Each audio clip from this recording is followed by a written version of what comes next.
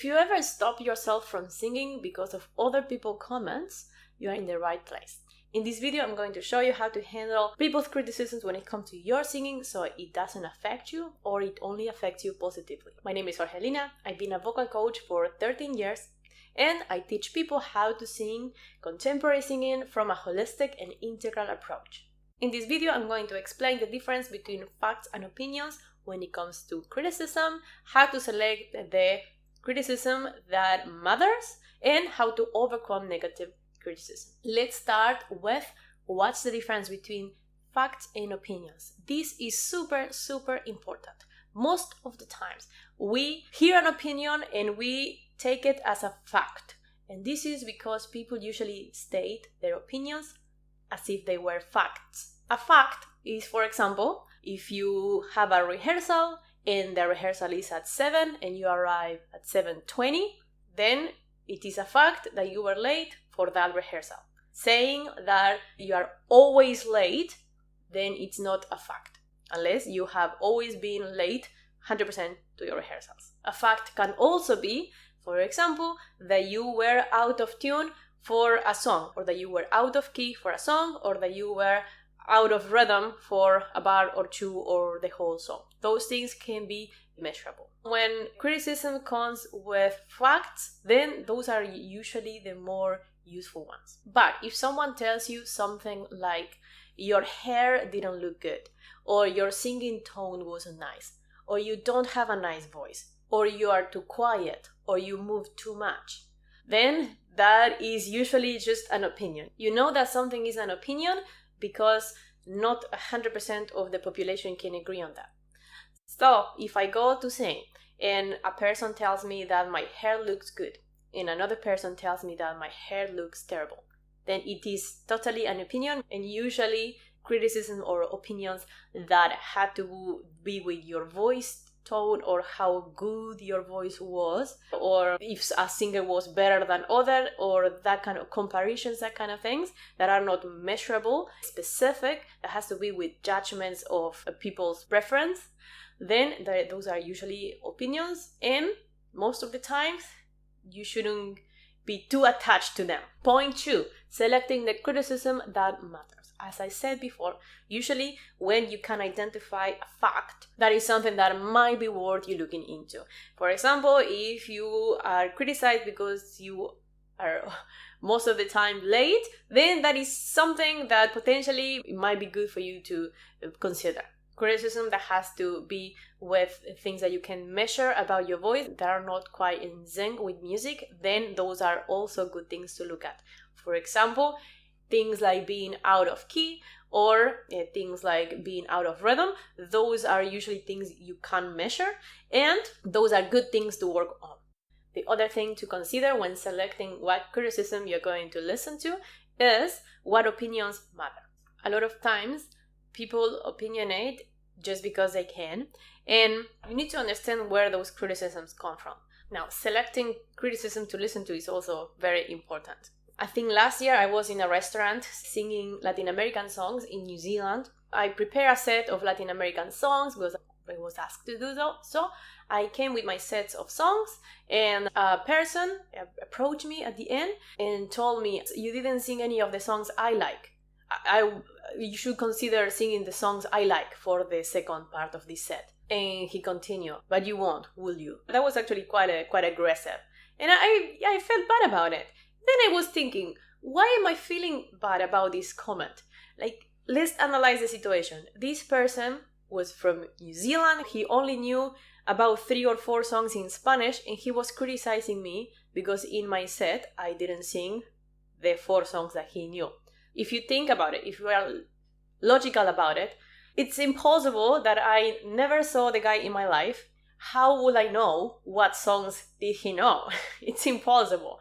So that criticism, for example, I don't consider it important because it was ridiculous. So I would suggest that when you select the criticism that you pay attention to is the opinions that has to do with what kind of singer you want to be.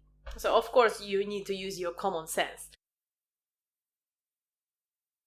I want to talk to you about how to overcome criticism to make your singing better. But of course, at the beginning, Your alarm system is going to get triggered and you're going to feel bad about it, most likely. But 15 seconds later, you can bring it to your prefrontal cortex and analyze the situation a little bit differently. It seems that we are wired to pay more attention to the one bad comment that we receive than to all the good comments that we receive. If a lot of people comment on how good your performance was, and when people comment negatively on that, you are usually, or we are kind of wired to pay attention to the negative comment instead. One of the things that we can do to overcome criticism is to train ourselves to direct our energy and our attention more towards the positive criticism.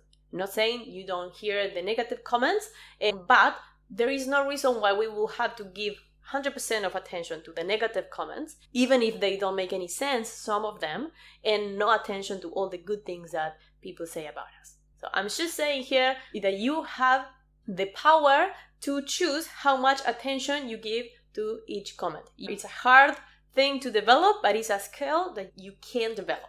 Now, the second thing, of course, if you want to learn from constructive criticism, is with the tools that I already gave you, you can get all the criticisms that you received and select which ones matter and which ones don't. So criticisms such as you suck or things like that, then just delete, just don't pay any attention to them. But of course there are comments that you will probably want to learn from, and sometimes they include opinions and sometimes they include facts. Once you get the opinions of people that is well-intentioned and constructive, then you can work around that. You can divide them into comments that has to do with facts and comments that have to do with opinions. You get your comments with facts, such as you were out of tune in the chorus or something like that, and usually you have to pay more attention to them when it has to do with facts. Once you got your facts, you need to decide if that is something you want to work on or not. You don't have to, but you could choose to take those facts and try to see how you make it better for next time, if that is something that it's relevant to you and that you want to work on.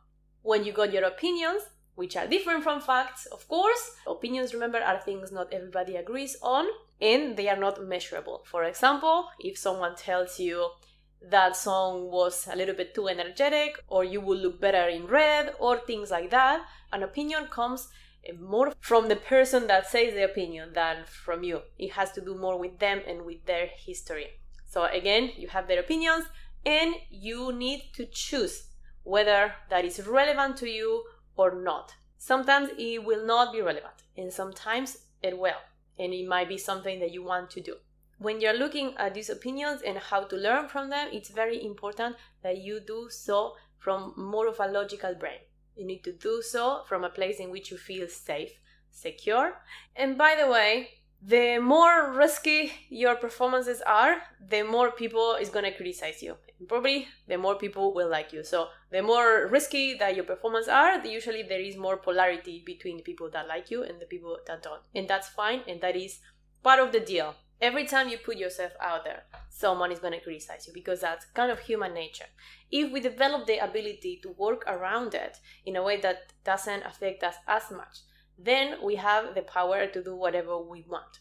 It would be really sad that you don't go and sing and you don't go and do the things you would love to do just because what other people might say. Yes, people will criticize. They do. That's what they do. But if you have the power to work with that initial emotion of rejection that comes to you and let it go and work with the facts and the opinions that matters from a more analytical point of view, then you are unstoppable. Now, I do have a resource that I would love to share with you. This is a goal-setting template that you can use. And this is going to really help you get clarity around your singing goals. Once you have clarity, you know where to go.